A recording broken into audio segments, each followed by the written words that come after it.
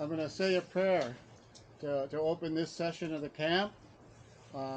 We are aho kishimanadu nindawe manganiduk batikurambe indijnikas gigu duadem ojibu anishnave andao keke gitaganing anunjaba. Creator, forgive me in speaking in this language, but I want to say I'm very, very grateful for that sunrise and being blessed a new day.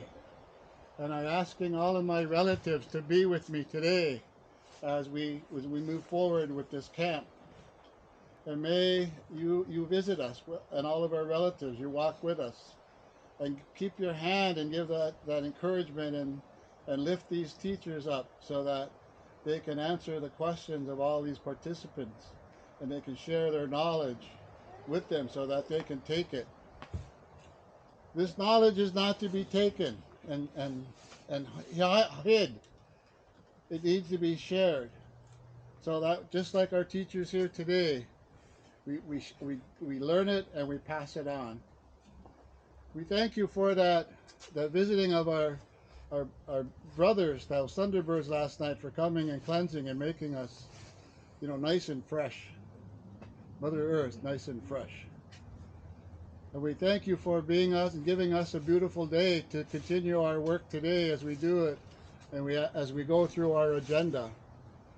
And I ask that all the participants here be mindful and respectful, that they have their hearts made of sponge, their ears of sponge, their eyes of sponge, and their mind of sponge, so that they can take and remember about this.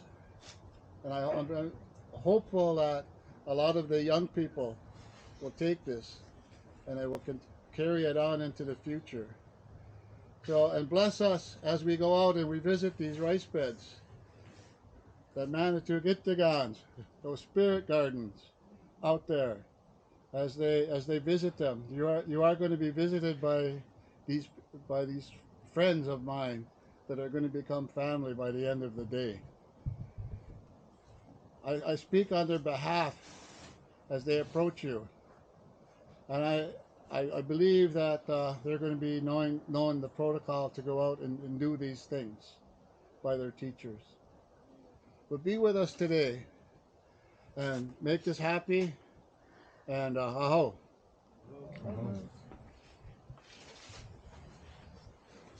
Before we get started, I wanted to, I'm not sure how many of you have heard the story before, and I'm not sure if how many of you have heard it, but I'm not sure how many of you have not heard it. But I usually like to start out this part of the Manoomin camp in trying to share with you the migration story. It comes from my teachers in the Mandawan Lodge, the story that I'm about to tell you. It's not the complete story. It's an abridged story because we got lots of work to do. But I'm going to try to share with you why this is so important. Manoomin. Manoomin is, in the English language, means good seed. Manure is good. Min is seed, the good seed. And so it's very, very important. And years and years ago, our ancestors did not live here where we are today. We all resided up there near the mouth of the St. Lawrence Seaway. And you have to keep in mind that this was before 1492. I mean, that was before those, as our prophecies said, as those logs with clouds would come. This was before that. You know when they came, right? That was 1492. So it was prior to that. There was a Quay. She had this dream, and she was standing in the water. She was standing on something, and she was facing that west.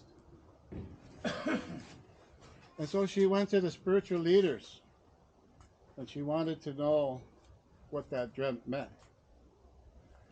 So those spiritual leaders, they told her they would find out.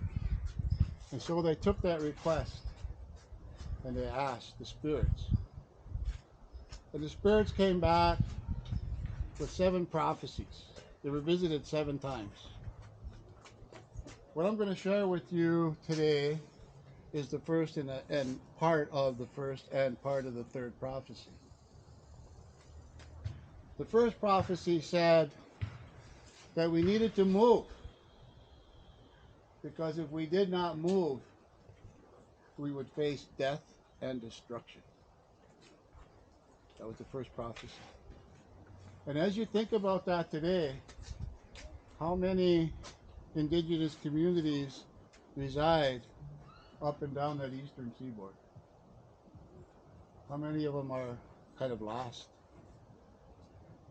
So that was the first prophecy.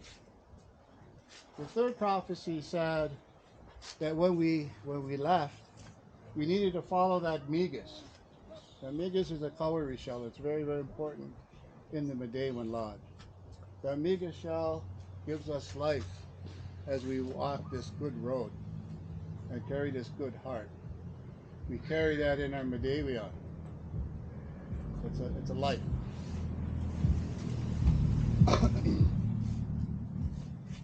And so those are the 2 prophecies that I want to think about. And so the answer will come back is that to the Quay was that we needed to leave and we needed to go into that western direction to where that sun sets, and we needed to follow that Migas shell to that place where that food grows on the water.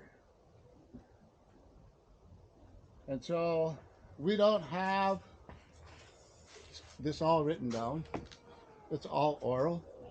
So I can't tell you that it took us 3 years and 4 days and 6 hours to make that migration. Whoever tells the story kind of gives it a different time frame.